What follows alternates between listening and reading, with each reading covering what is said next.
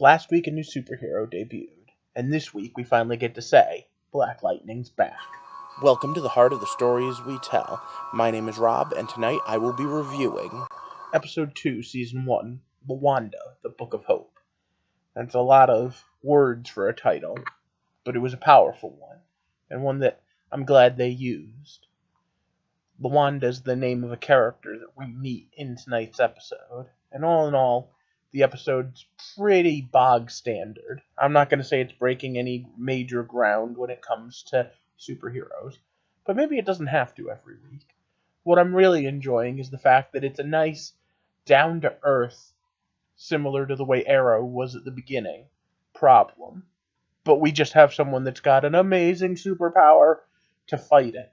And at the end of the day, he can't fight a war. If you watched any of my Voltron videos, I talk about the fact that one of the things I love the most about the new Voltron series is that Voltron can't win a war. It can fight a battle. And that's very much the same thing here with Black Lightning, a theme I get the feeling we're going to see again and again. But for those of you that don't know, what I do here is I review and analyze stories, come up with theory videos that I put up every Sunday, and review stories as they come out. TV shows, movies, books, you name it. And then do Throwback Thursdays every Thursday for older ones. If that sounds interesting, click subscribe. Because there's a lot of things we could talk about in this episode. They throw around some pretty powerful quotes, some of which are from Martin Luther King, which can be expected considering the fact that Black Lightning was the first black superhero for DC. But at the same time, some of them were from other places. And they were all pretty powerful. But they all basically go with the same gist. Do you fight, or do you stand there in silence? And of course, education's important. One of the big things he keeps saying is he's made a bigger difference as a principal than he has as a superhero. But let's be honest, sometimes you need to fight for what's right. And especially in a superhero universe. Let's get started. So once again, it's stop. Spoiler time. Let's start talking about the teacher aspect.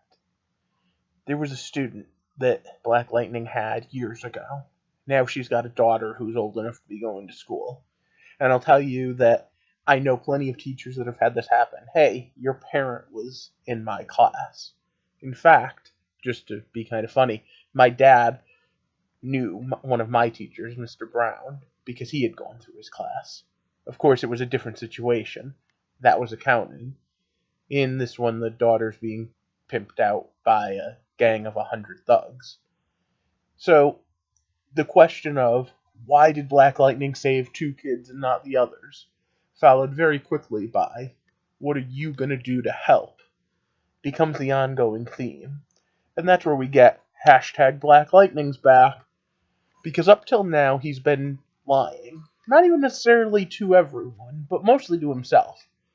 He's saying, no, this isn't something I'm going to do. No, I'm going to save more lives as a teacher. But like I said up top, at the beginning of this, yes, education's important. But at the end of the day, there are some people that don't understand words. They need violence. And when violence is necessary, we need to hope that a superhero rises up. In the real world, we can't trust violence. Why? Because we can't trust all the people that would commit it. But hey, this is a comic book show. This is a TV show. Our superhero knows the right and wrong way to use his powers, right? Well, now that brings up another interesting point, how his powers actually work. And I've got more than my share of questions about that, especially after seeing this week with the energy darting through his body and the talk of whether or not it's addictive or not. But we'll save that for a later episode, because I get the feeling we're going to find out a lot more about how and why his powers work. There's only one point I want to make, and that is something that the daughter says. She says that looking at his face is like looking into a spotlight, and that's why you can't tell who he is. And you know what? For all the BS problems we've had with secret identities, I think that's way better than a mask.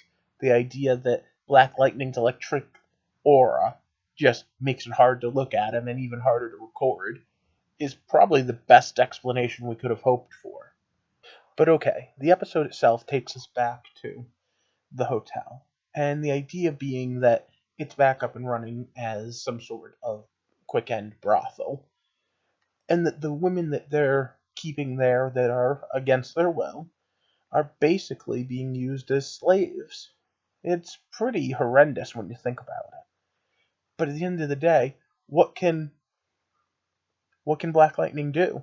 He already went in there and broke them up, and then he even had people ready to be arrested. But the guy that he threw his own car jumped out of an ambulance. I mean, that's crazy. There's no dealing with that. And of course, as Jefferson Pierce, just a normal guy, he doesn't even know what to do then. Meanwhile, his daughters are being threatened.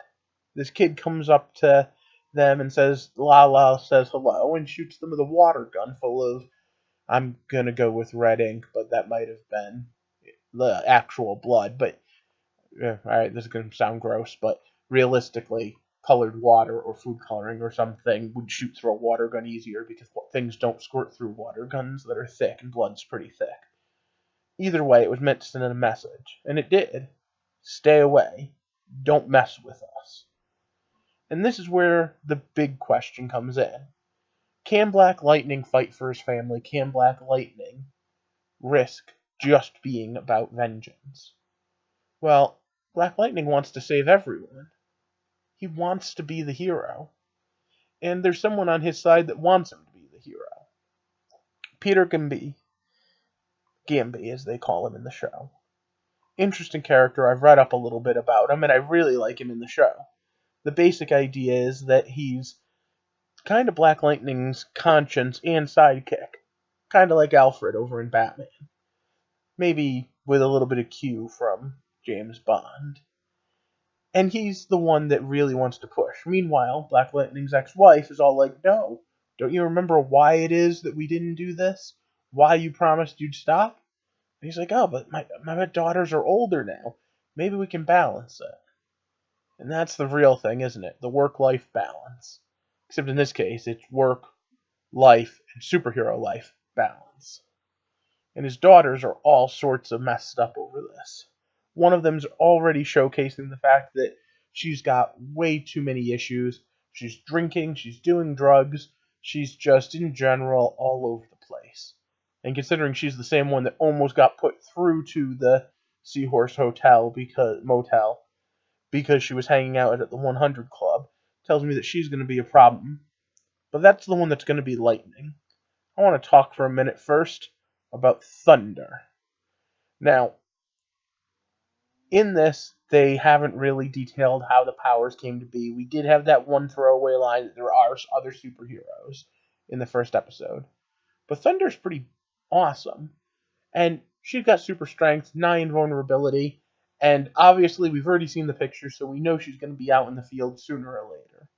But right now, just her and her girlfriend, who is not her girlfriend from the comics, Grace, are just talking about the fact of, well, how did I break the sink? The sink was probably going to break anyway. I mean, that's the sort of justification you would have to have. You would have to literally sit there and say, there is no way this is physically possible. Because they don't know that they're a family of superheroes. And that does bring up the genetics question. Is this some sort of mutation? Is Black Lightning the original carrier of this meta gene? Or is there something else? We'll have to wait and see. But the big call to action happens when Lawanda ends up getting herself killed.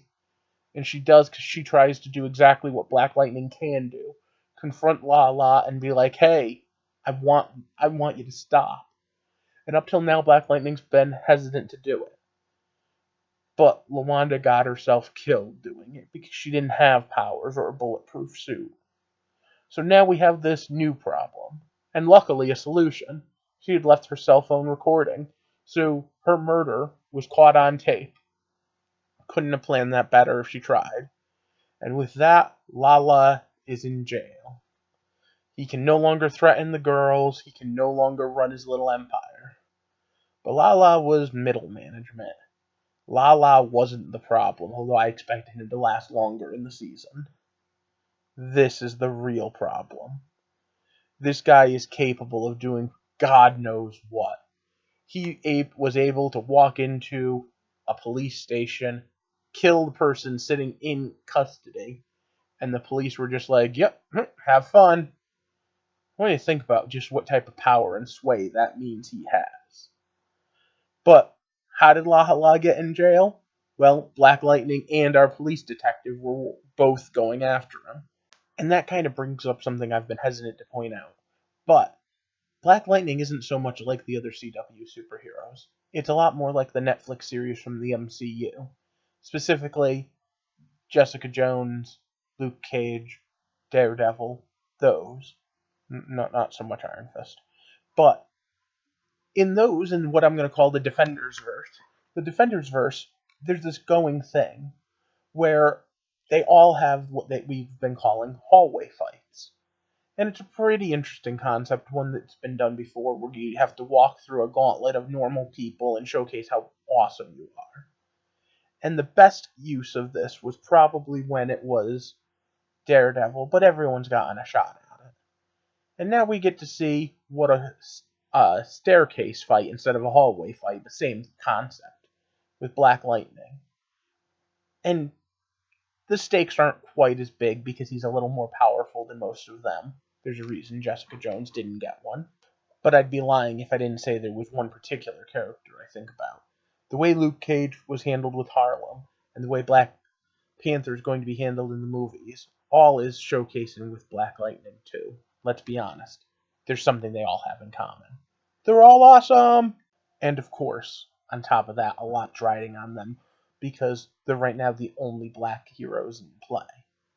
And I think Black Lightning's doing pretty good. I think that, like Luke, and hopefully like Panther, although obviously I haven't seen that yet, we get a nice look at what it means to be in today's world, but at the same time, still has some action and fun. And alright, those were my thoughts. Overall, I'm still really enjoying this series. I hope you are too, but let me know down in the comments what you think. I'd love to respond to what your thoughts are, because I'm trying to build a community here. But before I can, I need you to like and share this video, because of course, I'm looking to maximize ad revenue before February 20th, before, poof, it's all gone. If this is your first time here, though, subscribe, because what I'm going to do is I'm going to be taking a look at all the superhero shows and movies, along with many others, as I explore what it means to be a storyteller and how and why we tell stories. If that sounds interesting, right now I've got 88 subscribers. I've lost some somewhere. When I hit 100, I'm going to give away a free Amazon gift card, and then we're going to go from there. For now, I'm enjoying Black Lightning, and I hope you are too. Thank you for walking me through the heart of the stories we tell. Have a good night.